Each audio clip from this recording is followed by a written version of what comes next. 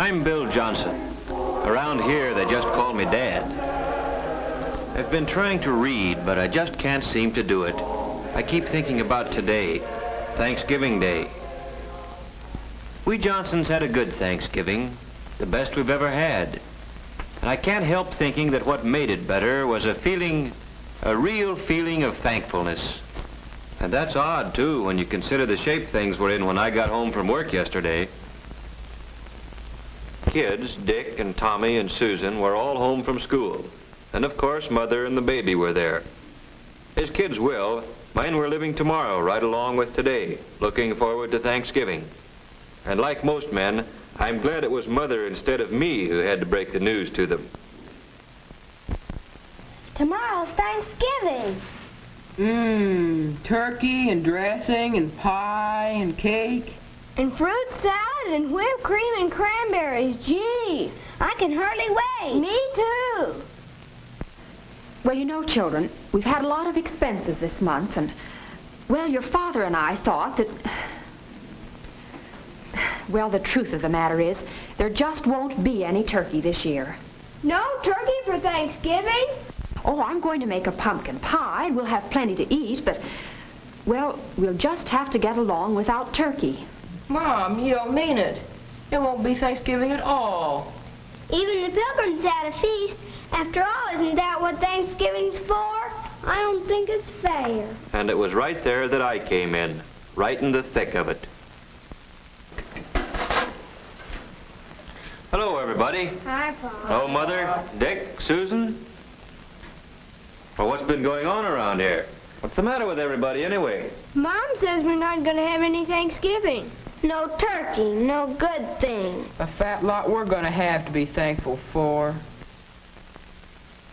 Oh, I don't think you kids really mean that. We do, too. We've always had turkey for Thanksgiving. Yes, and everybody else in the block's going to have it this year. Same as always. Yes, we've always had turkey, just as a lot of Americans have had it, and we'll keep on having it. Turkey on Thanksgiving's a great American tradition. But what you kids are saying makes it sound as if the turkey's the only thing we had to be thankful for. Well, gee whiz, no, Dad. It's not that at all. Oh, I know, Dick. With turkey, it's easy to lose sight of what Thanksgiving really means. And don't think we're just making excuses because we don't have any turkey this year. Well, we know it'll mean a lot more to us the next time we do have it. Well, sure. Suppose we don't have a bang-up feast. We're still a lot better off than the Pilgrims. That's it, Dick. Do you other kids see what Dick's trying to say? Turkey or no turkey, we've still got all the freedoms and privileges the Pilgrims gave us. And out of those privileges have come a lot of things. Things the Pilgrims never even dreamed of. Why, we could make a list a mile long. Why don't we do it? Now, hold on a minute. You've got the idea, but it isn't something you can write down like a grocery list. You've got to feel it down deep before you can really be thankful for anything. I tell you what let's do. Let's take a little more time to think this over. When you get right down to it, there are some pretty tough decisions in making up your mind what means the most to you. Your life?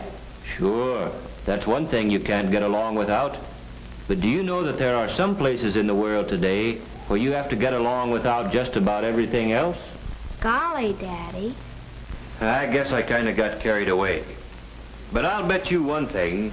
If we really think over what we have to be thankful for, when we sit down to whatever Mother fixes to eat tomorrow, we'll be one family in America that will really have a Thanksgiving dinner. Well, that's how it got started. The Johnsons didn't have any turkey. And the kids, no, I mean everybody, likes to make something special out of a special day. So we fell back on something as old as the Pilgrims, toting up the common, ordinary blessings that we had to be thankful for. That night, I'd see Dick there building his model airplane, and Susan just playing. Only they weren't just playing. They were mulling things over, thinking big thoughts for such young heads. And as for Mother and Tom and baby Janet, and yes, me too, it was as if we had our eyes open for the first time. Things there were to appreciate in just any ordinary day in America. When we took our places around the table and we were ready. And then, well, we all knew it. There are some things you just can't say. But everybody in his own way knew what he had to be thankful for, and that this was the time to think about it. Tom was first. I am thankful for getting plenty to eat all the time, with extras that count, like cookies and milk after school. Like Mom says, I'm hungry all the time anyway, and if I didn't live in a country where there was plenty to go around, golly. And I'm thankful for the free public library, where I can get books about adventure. Jack London, Richard Halliburton. Gee, the way they tell a story is as good as being there yourself. And it's free, with only a library card. Yes, Tommy thought about some of the things he ought to be glad for all the time. And somehow turkey and trimmings seemed to matter a whole lot less than he thought they did yesterday.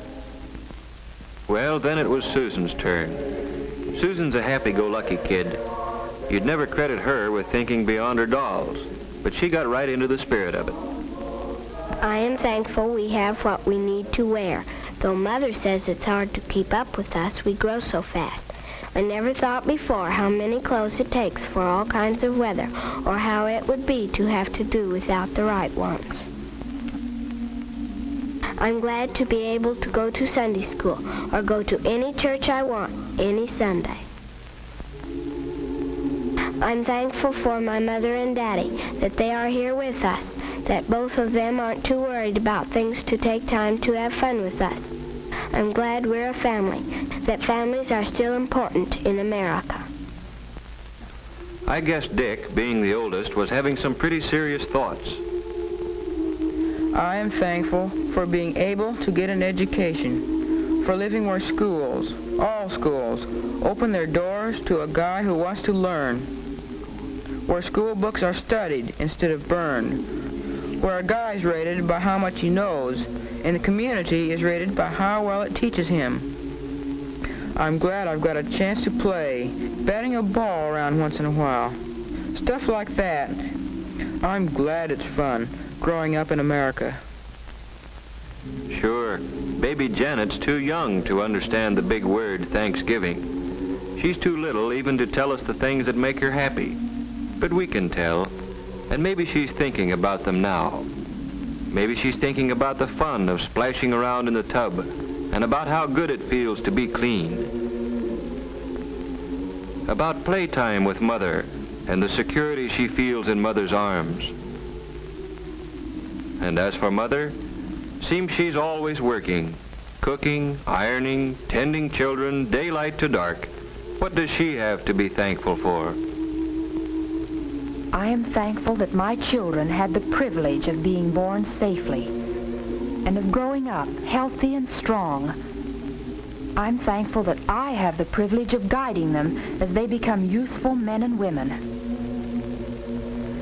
And I'm thankful for all the things our American system makes possible for the Smiths and the Browns and the Johnsons, for washing machines, hot water out of a tap, and a telephone to call the doctor when one of the family is sick. A car to get Dad to work. Yes, I'm thankful for all the things free people working together can produce. I'm thankful that when my neighbor drops in to borrow a cup of flour, we've got the right to talk about anything we want to. The parent-teacher project, the new mayor, or Jane Jones' hat. And last of all, I'm truly thankful for the peace of mind that Dad's job brings, for knowing that even though there are lots of luxuries we can't afford, there still will always be enough to go around for the things we have to have. I'm glad Dad doesn't work slave hours, that there are evenings and Sundays and vacations when we can all be together. That's Mother for you, grateful for what America means to her family. And now for me. I've got so many things to be thankful for. I'm thankful for this house. It may need a coat of paint, it has a mortgage, but it's ours, a place where we can be together in privacy. And I'm thankful for the thing that makes this house our home, the happiness here, not just today or on Christmas morning, but on a day-to-day basis all through the year.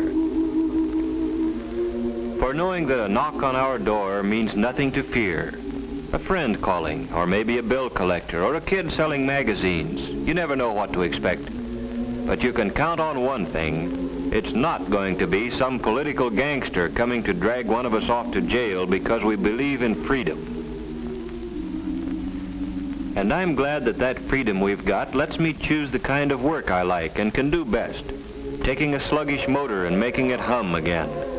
Makes me feel that somebody got to his work, or wherever he had to go, just because of me. And feeling like that gives me a lot of satisfaction. And I'm thankful for my newspaper. Just a few cents worth of printer's ink and paper, but more valuable than any amount of money. Because in it, the editor's got the privilege of printing what he thinks. And I've got the privilege of agreeing with him or not, however the facts strike me. And both of us, the editor and I, have the right to act on our opinions on Election Day, to vote for the principles we believe in. And finally, I'm thankful for being able to believe, in spite of everything, that somehow, someway, the unity we've got here in the Johnson family will someday spread to men and nations throughout the world. For all these things, we are truly and humbly thankful. Amen.